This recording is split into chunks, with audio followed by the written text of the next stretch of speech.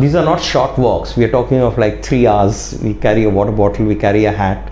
And at one point I seriously thought, oh, maybe I should apply for, do physics in IIT Delhi. Not that you're kind of theorizing on every minute of your life. I mean, that will be crazy. First, I'm definitely going to miss my students. Okay, students and teaching and all. And in case if you keep it experiential, yeah, you may still have to have some goals, but you realize that okay, it's there, but it's not going to overtake your life.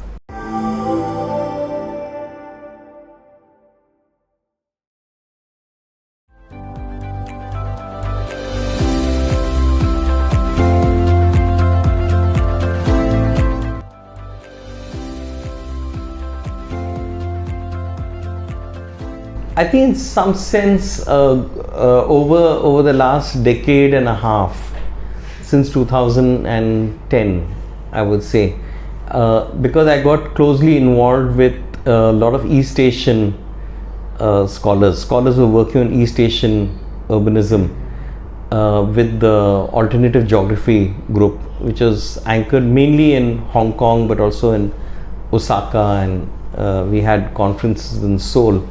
So that became a really important group, and knowing Hong Kong as a city, Hong Kong and Kowloon and then Shenzhen, the new territories, that again I fell into, but that was a consistent falling into over 10 years, and with friends, and also with friends who like to walk the city. And the same thing happened with Bombay. So with friends of mine whom we had developed a friendship over the Sarai program, the thing that we share with this friend of mine who unfortunately passed away in an accident now 2.5 years ago, Wing Ching Tang, and with friends in Bombay, is that we are constantly walking the city, walking the neighborhood. And these are not short walks. We are talking of like 3 hours. We carry a water bottle, we carry a hat. And the idea is always you're kind of meeting people, exploring the neighborhood. And that brings a kind of richness to any kind of exploration, because you're also kind of meeting people where you don't know the language, you are trying to figure out the place. I found the American ones really boring, because you're basically stuck in some big seminar room and everybody's performing to each other. It's kind of a different kind of academic politics, which I feel is a very regressive politics, not very good for any kind of theory building. In fact, that's I think one of the serious problems in academia, from that kind of generative space of exploitative knowledge, where based on where you're on the hierarchy, you're basically exploiting someone else. To I think a lot of the East Asian geography conferences, which although they're geography, it's across different disciplines, there was a lot of collaborative exploration of the cities. So the conference itself would be like on 1 or 2 days, but there would be sometimes 3, sometimes 5 days where we would actually explore different cities, different territories. And I think I've been lucky also to have students, PhD students who've kind of accepted, adopted, led on that mode. This might seem odd, but a lot of learning comes from a classroom context where students are doing explorations, because quite frankly their students / their brains / your brains are much better than my brains. Okay, and always when there's things happening in the field, there will be fresh questions which will also question your own assumptions about things. So for me, like, Chennai has been exciting because of the student groups teaching here. That's a huge thing for me. Okay, that's what's really keeping me going. The other thing keeping me going is because recently, over the last 2 years, I've been working with a ceramic artist, and we've been inventing a new ceramic kiln. And there's a new kind of design, because we kind of experimented with, I've been experimenting with different kind of heating ovens, low fuel, low smoke, and literally waste wood, to see whether it will reach 1200 degrees centigrade, which is what we require for stoneware.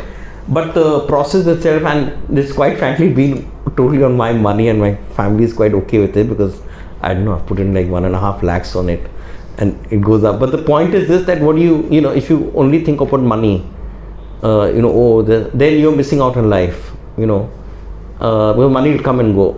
Okay, but that experience of working with someone who's a ceramic artist, but he also is quite well known in developing kilns, pottery kilns, different wood fired and gas fired, and to work with him on a completely new thing, I mean, that's a huge honor, So I think this kind of collaborative work is really super important rather than seeking authorship. I think one of the problems in academia is that academic advancement is premised on single authorship. Okay, and that's completely crazy, because how can you even Premchand was known and accused of plagiarism because he got inspired by some other poetry somewhere, some Urdu poetry somewhere. This came out in one of the Sarai works. So I'm not saying that, I'm not kind of justifying plagiarism in the usual sense, but I'm saying that there are so many influences that you have from other people's work. So if one can work collaboratively and you write as a group, which is what I've been also trying to do and doing over the last 3 years, where I'm part of different networks where we are trying to write together, or we've written also together. That's a lot of it's great fun and being creative, because you have to put yourself in another person's shoes to think about how are they experiencing life, and that's often really fun doing. So it's a lot of fun actually working collaboratively. I mean, I can realize because of academic influences, disciplines, it depends on where you are in academia. I mean, do you have that space or not? That you got to play along with the system and all, but I feel that the earlier and the faster you can do your own thing, have your own dhanda in kind of Bombay kind of language, on your own terms, that's very important, that you kind of safeguard your own experiential interpretation of the discipline that you have been slotted into, in my case urban studies or geography, or in a sense earlier political science or even law.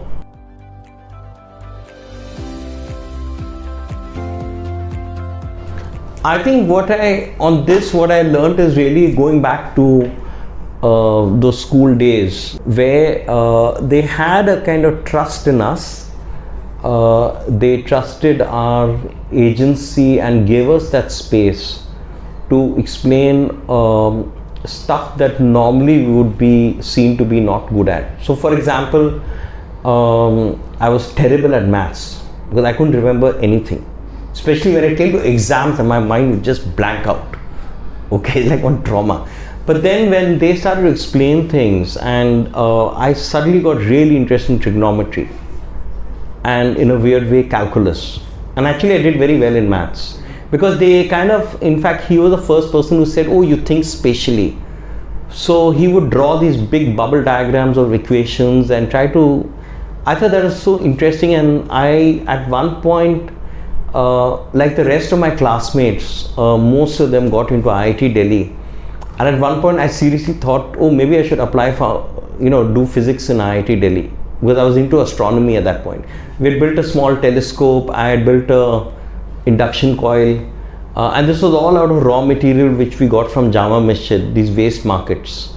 So and then I found, oh, actually I like drawing and I like architecture. So then that's how I got into architecture, because my other plan was, because I could have got into IIT Delhi. And the idea of getting into IIT also, even I feel that the people who got in was not because of I don't know, I mean now it's I guess very different, but I think the idea was that it would give us space to explore things.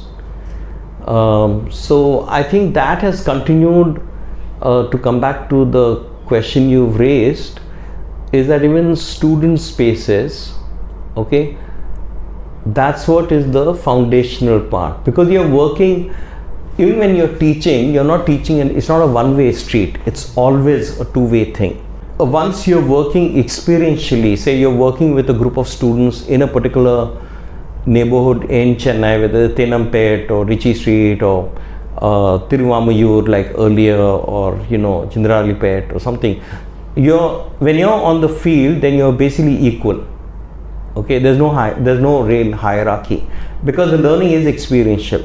Okay, and that becomes a two-way kind of dialogue, which is really important for theory building. So I've had several cases where, okay, I've introduced to students based on what they were experiencing right then and there. I would say, okay, introduce them to law and legal pluralism. And I've had several cases where they would read up the literature I'm giving them with the assumption that they're going to read a particular part of it in a particular way, but they read it differently because they are witnessing it differently on the field.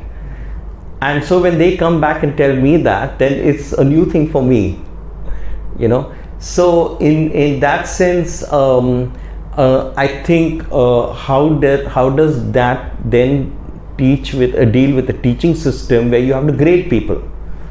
Okay, because then there's a problem, right? There's a paradox. So I think the way I've approached grading is if a sense of how engaged has that person been, irrespective of whether you agree with what they've come up with or not. Okay, I'll give you another example. Okay, so this is about 3-4 years ago. We were looking at Georgetown, Chindralipet. It was around the COVID area. And one of the students, he was normally very quiet. I'm forgetting his name also.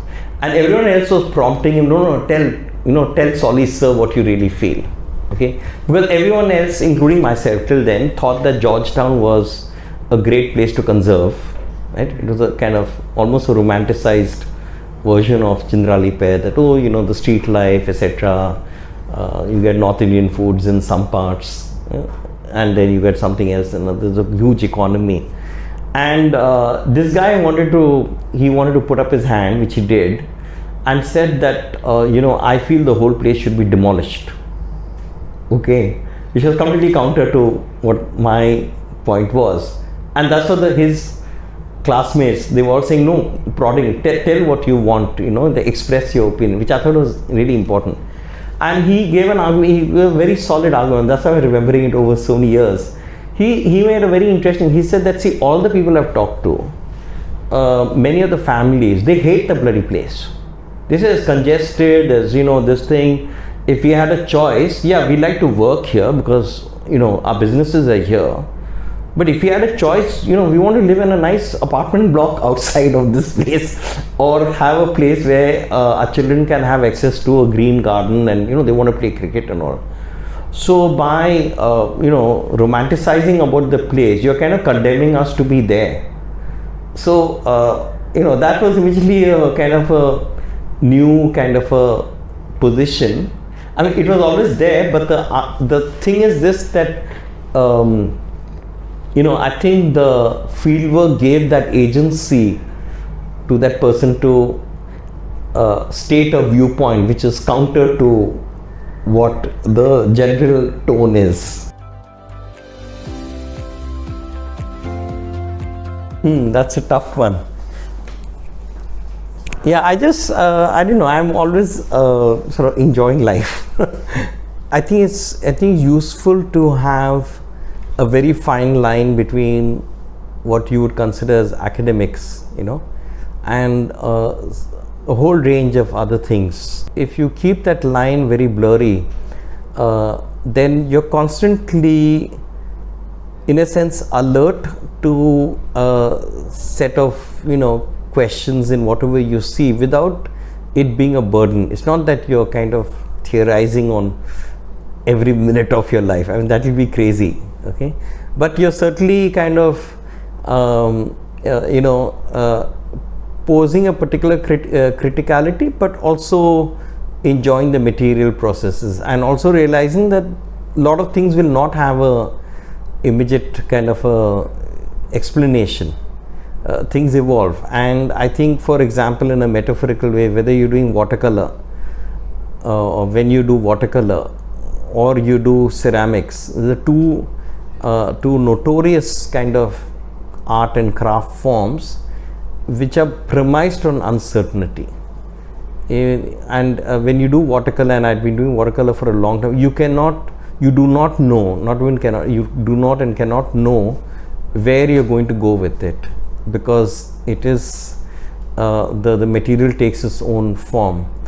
And almost the same with a lot of ceramics, whether it's pottery or ceramic art you're doing. So what I think that does, if you're into that, then that helps you, that even when you're doing any kind of urban ethnography, okay, you're talking to some person, or you're like, what I like to do is I love to talk to auto rickshaws, people who are drivers, or taxi drivers. And so because that as much as possible I kind of open up a conversation, normally through Tamil and Mallu films.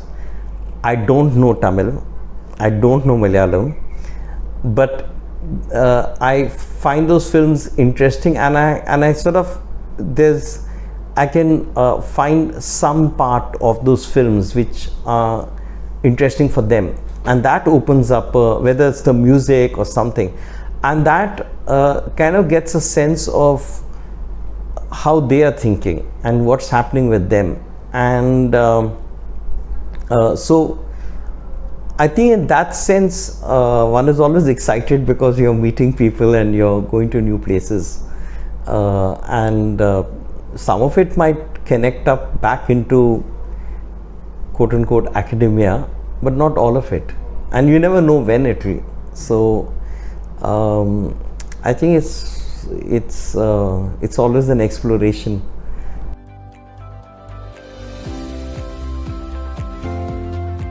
See, I think the interesting question there is, like, there'll always be sort of differences in positions or opinions. I think even if one doesn't, so for example, like in a train ride, right? Okay, from here to Bangalore or here to anywhere, so 4-5 hours, and you're sitting next to a person, or if you're lucky in that middle part of the compartment where there are like 4 of you, and always some conversation will start off. And it's not that you have to agree or disagree, but you're kind of trying to understand, and that's what becomes really interesting, is where are they coming from.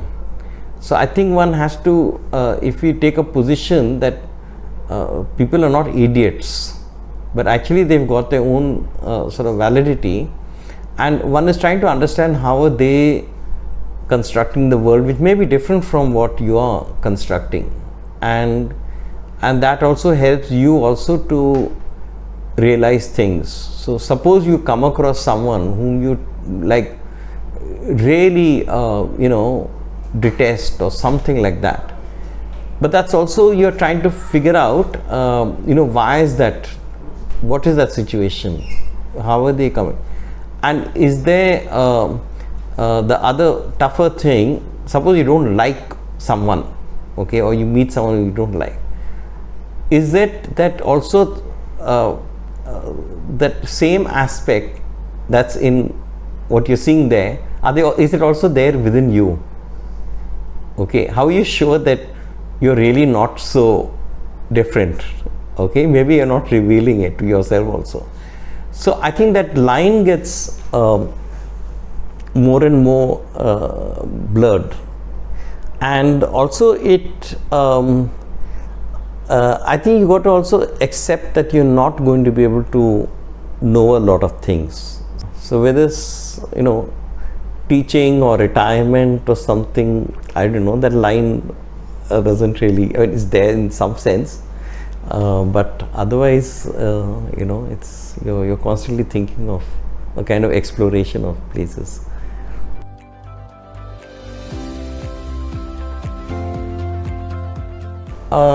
Yeah, there's been various kind of ups and downs.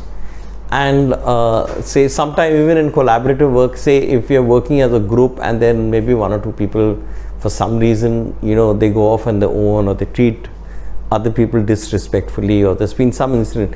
Yes, that is happening and one has to deal with it, because especially if one part of the group is getting affected, and you know, is like some people are taking advantage of something, so you have to intervene to kind of you can't sit quiet.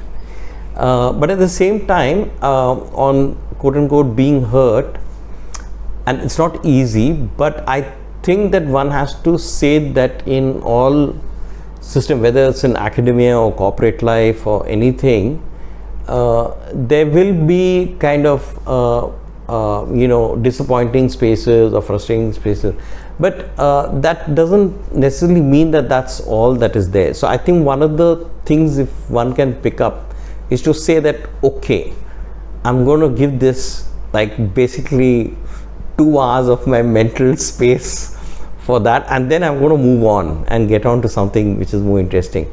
So I think the idea is to kind of, you know, move on rather than let it kind of wear you down, because it can wear you down, you know. And I think one of the ways in doing that is that to be with people who are sort of more interesting and, you know, sort of change your circuit in a sense, you know. And I think that always helps. So I think there's always a possibility for that.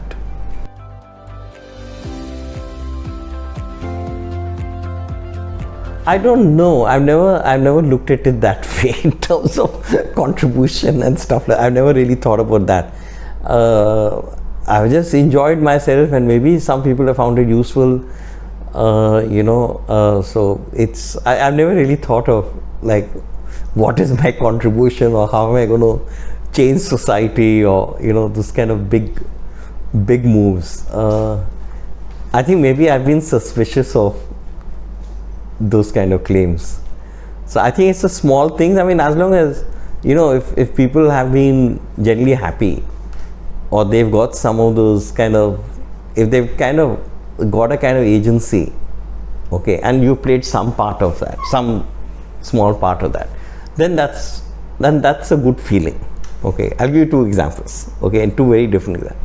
So one, in fact, one of your seniors, I don't know whether she will be listening on, but she suddenly, you know, one day, quite out of the blue, I think she sent me a message, or I spoke to her, I forgot. She said, "Sir, I'm finally very happy." Okay, I've never been so happy in my life. I mean, sort of almost like that. So I thought, wow, that was like quite a thing. Okay, like she's kind of, you know, I don't know, found herself or something like that. And there's another person, okay, like many years ago, but from this department, who had suddenly got a different job, and she suddenly said that, you know, I'm really happy, but she also said, you know, I've never been in a situation where I have so much money. But she was not a kind of materialistic person. What she was actually implying, that she suddenly had a lot of agency. She's trying to figure out now what to do with that money. She didn't have that anxiety anymore, because till then, you know, so I said, oh, you better pay off your IIT loans. Maybe that's the first. She said, yeah, that's the first thing. But she said that I could have never imagined that suddenly I'll be, you know, having all this like money with me. Okay. She had got that money out of working in a really shitty job, which is she's the first person who told me about that. But she also recognized that she had a team under her and she was doing the best for them, and that quote unquote money was giving her that autonomy. So the bottom line is that there's some kind of autonomy. So I think if over the years, if you played some part in helping people, not helping or shaping or whatever you call it, because helping sounds very sort of paternalistic, but played some role in people getting some kind of autonomy or something, they kind of are tripping on something, okay, then that's a good thing. I mean, that's what gives you a lot of, I mean, in a sense, you know, you feel happy about it, that okay, it's good that they are there and stuff like that. Oh, I think first I'm definitely going to miss my students. okay, students and teaching and all, and then also some jointed kind of research, but the jointed research might go on. And the other is I mean, this sounds really cliched, but I really enjoyed the trees and the landscape here. It's feel like even today, where there was rain and then there was sun, and even when I was cycling, you know, and the fact of cycling, because I really started to enjoy cycling because it really does wonders for my health. So I think that, and I can't do that in many other places. I wish there was more opportunity to do joint field work with the students, to actually go to this neighborhood. I mean, I think that's one thing if there was a wish, I would have wished more of. Oh, I've got several pending things, long pending things, which I've been trying to do for some time. So I have sort of, one is we have a book project to finish, a co-edited volume, so that we have to get done, and that's really exciting. It got stalled because of various reasons and all, but we want to get back into that. And that's also an interesting book. It's called Cities Untold, because it's where there's 40% to 60% of the page is actually photographs, could be artwork, it could be graphics, plus is the text. And the text and the visual material is given an equal, to put it academically, ontological and equal epistemological value. It's not that the text is superior and the photographs or the drawings are kind of just some minor illustrations. So that's one interesting, and that's a edited volume, but it's an edited volume where it's curated. I would not say, because sometimes edited volumes are kind of bureaucratic projects, you know, they just round up a whole lot of people to write, and there's no real engagement with how do they speak to each other, and it's basically done because you want to get your promotion, or you want to get into, you want some kind of academic career building. But I think this one is very different. And other thing is something which I've been planning, which also friends of mine have been prodding me to write, is about the thickness of property and land tenure, but from a tenurial story perspective. And the third one is a graphic novel, which I want to do, which I've been putting together archival material around. So that is something. So yeah, there's these three kind of projects, apart from doing more ceramics, and also seeing whether our experimental kiln with a smart stove will work or not.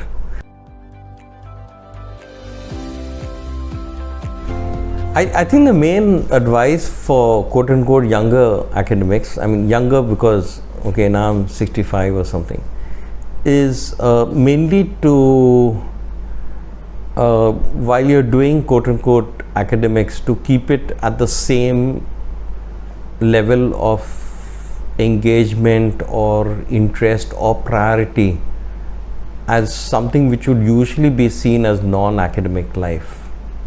Whether it's seeing films, doing photography, painting, reading, exploring cities, exploring, you know, going trekking, whatever it is, driving, some people like to drive, you know. But also, I mean, I think that, and it's not a question of this kind of life balance or something. I mean, that's a kind of corporate lingo, you know, where one is trying to balance stuff. That's bullshit. I think it's where you have equal interests in both, and they both kind of at some point talk to each other. You can't have those, because if you have those boundaries, then the academic kind of thing becomes work and slavery, and then the slave driver is either the system or yourself, because you are trying to achieve something. You have goals, specific goals. Okay. Versus, I think in the other case, if you keep it experiential, yeah, you may still have to have some goals, but you realize that, okay, it's there, but it's not going to overtake your life. Okay, you've got other things to do.